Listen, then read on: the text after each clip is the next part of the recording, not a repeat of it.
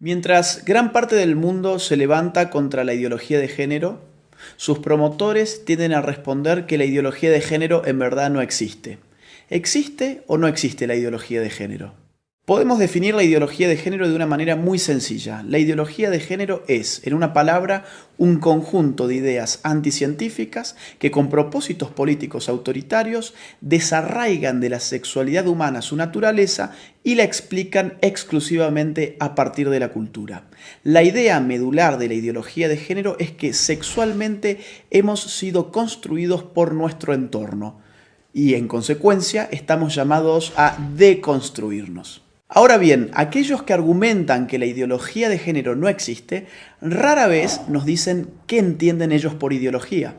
Ideología tiene dos grandes acepciones. Una acepción clásica que entiende a la ideología como un conjunto de ideas contrarias a la razón, contrarias a la ciencia. Esta concepción de ideología ha sido, por ejemplo, la de Carlos Marx. Carlos Marx veía la ideología como un espejo a partir del cual uno veía su imagen invertida, las patas para arriba y la cabeza para abajo. Otra acepción de ideología la brinda hoy en día la ciencia política, que entiende por ideología un conjunto de ideas que, al margen de su veracidad o de su error, sirven para movilizar grupos sociales y políticos específicos. ¿La ideología de género existe o no existe entonces? Tanto si tomamos la primera acepción como la segunda acepción de ideología, la ideología de género es efectivamente una ideología.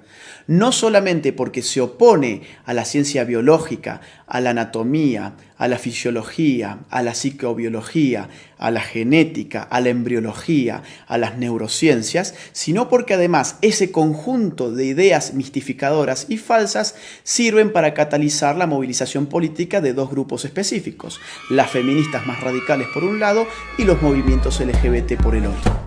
Ahora bien, el problema con la ideología de género no es simplemente que sea una ideología, no es simplemente que sea anticientífica. El problema con la ideología de género es que representa un grave ataque a nuestras libertades individuales.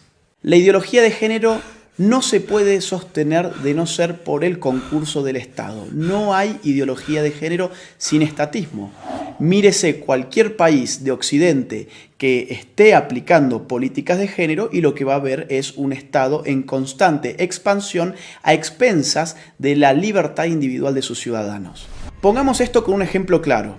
Supongamos que Juan se autopercibe como Superman. Él tiene toda la libertad y todo el derecho del mundo de autopercibirse como él quiera hacerlo.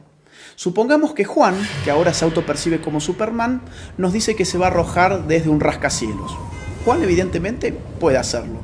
Lo que no tiene derecho Juan es formar un lobby de personas que se autoperciben como superhéroes y obligarnos a nosotros los ciudadanos a que los percibamos como ellos se autoperciben y mucho menos obligarnos a financiarles sus capas de superhéroes, a financiarles sus tratamientos para convertir su cuerpo en el cuerpo de superhéroes y mucho menos meterse en la conciencia de nuestros hijos y educarlos a través de un sistema adoctrinante en que ellos también pueden ser como Juan el superhéroe.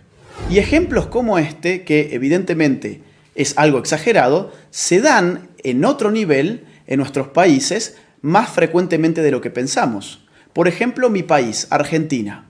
Un señor llamado Sergio cumple sus 60 años. Ocurre que en la Argentina las mujeres se jubilan con 60 años y los hombres con 65.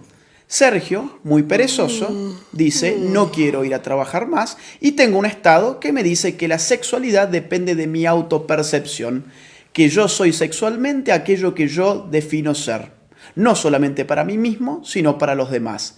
¿Qué hizo entonces Sergio? Fue al Estado, se cambió su sexo frente al Estado, estafó al pueblo argentino porque ahora se jubiló 5 años antes.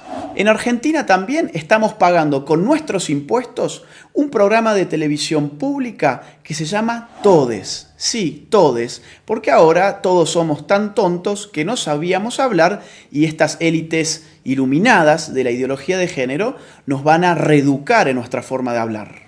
Eso es lo que se llama lenguaje inclusivo y en la Argentina ya lo estamos pagando con nuestros propios impuestos. Veamos otro tipo de ejemplo, un caso argentino, el de Babi Echecopar. Un periodista, locutor, tiene un programa de radio, fue muy crítico con las feministas y recibió una sanción de la justicia. La justicia le ha ordenado ahora al señor Echecopar que él tiene que darle un espacio en su programa radial a feministas y, entre comillas, especialistas en género, durante X cantidad de minutos todos los días. Babi Echecopar y todo su equipo tienen terminantemente prohibido refutar a las feministas y a los especialistas de género antes, durante y después de su participación. En Europa, por supuesto, esto adquiere ribetes más radicales. Veamos el caso de Suecia. El partido de izquierda recientemente propuso una ley para obligar a los hombres a orinar de sentados en los baños públicos. Consideremos también el caso de Hazte Oír, la ONG española que en marzo del 2017 lanzó a las calles un autobús anaranjado que decía: los niños tienen pene, las niñas tienen vulva, que no te engañen. De inmediato, un juez emitió una orden para inmovilizar el autobús, afectando la libertad de circulación y de expresión de Hazte Oír, bajo la presuposición de que decir semejante cosa era un crimen de odio. Después de todo, según la ideología de género, existen niñas con pene y niños con vagina.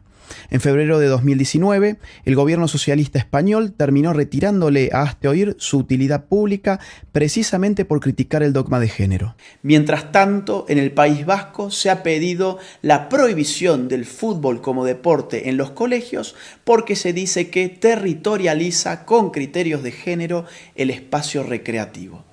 ¿Tanto se mete el Estado en tu vida bajo la hegemonía de la ideología de género que, por ejemplo, tomemos el caso canadiense?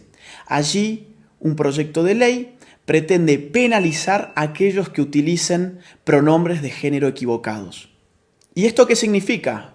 Por ejemplo, yo, llamándome Agustín, si en Canadá digo que en verdad soy Agustina y me autopercibo como una mujer, y un canadiense se confunde y me trata a mí como él en vez de ella, yo podría judicializarlo y él podría terminar hasta 6 meses preso por no aplicar el pronombre de género correcto respecto de mi nueva identidad de género. Pensemos, si no, en otro reciente caso de la Argentina. Florencia de la B, un travesti muy famoso de mi país, recientemente en la ciudad de Carlos Paz, ganó el premio a la actriz del año. A un locutor cordobés se le cruzó por la cabeza criticar esa premiación alegando que el premio a la actriz del año correspondía a una mujer. Hoy ese locutor está enfrentando un proceso judicial y ha sido ya castigado por instituciones estatales por expresar su opinión al respecto. Los ejemplos abundan y llevaría horas enunciarlos todos. Lo bueno es que en América Latina tenemos todavía la posibilidad de levantarnos. Todavía estamos a tiempo para decirle no a la ideología de género, sí a la vida, sí a la familia, sí a la libertad.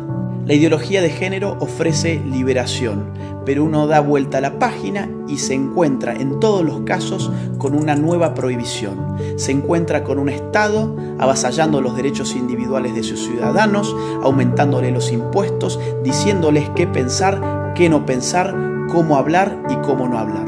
Nadie que defienda verdaderamente la libertad individual puede estar en favor de una ideología que no solamente amplifica las dimensiones del Estado, sino que se mete con lo más íntimo del ser humano, con su conciencia. Por eso es imprescindible, ahora más que nunca, y aprovechando la pluralidad de fuentes que la red nos ofrece, salir finalmente de la ignorancia, contrastar las informaciones para poder tener una opinión verdaderamente propia y libre.